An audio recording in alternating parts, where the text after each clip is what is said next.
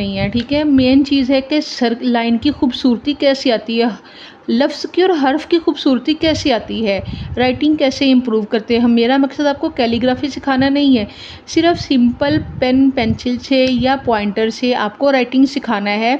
उससे टीचर्स को भी फ़ायदा हो और बच्चों को भी हो। फॉर एग्जांपल जैसे मैं लिखती हूँ का, ये मैंने बताया था कि ये 2 लाइन्स हमने लाइन के सेंटर से स्टार्ट करना है।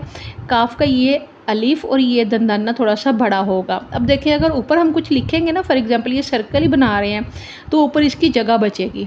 अगर मैं इसको बहुत ज़्यादा बड़ा कर दूँगी, जैसा कुछ बच्चे ने लिखा था जो मैंने दिखाया था, फिर हम कोई भी लफ्ज़ बनाएंगे तो हम कैसे बनाएंगे। फॉर एग्जांपल जैसे फ़र ही लिख रहे हैं तो वो लाइन से टच होगा और यहाँ से लफ्ज़ की खूबसूरती नहीं आती है, ठीक है। जैसा कि मैं आपको दोबारा दिखाती हूँ, ये देखिए मैंने ये लफ्ज़ बना दिया, बच्चे ने ऐसा बनाया हुआ था, ठीक है। ऊपर मैं लिख रही हूँ, फ़र लिख रही हूँ, तो ये इसके साथ टच हो जाएगा, राइटिंग की खूबसूरती ख़त्म हो जाएगी।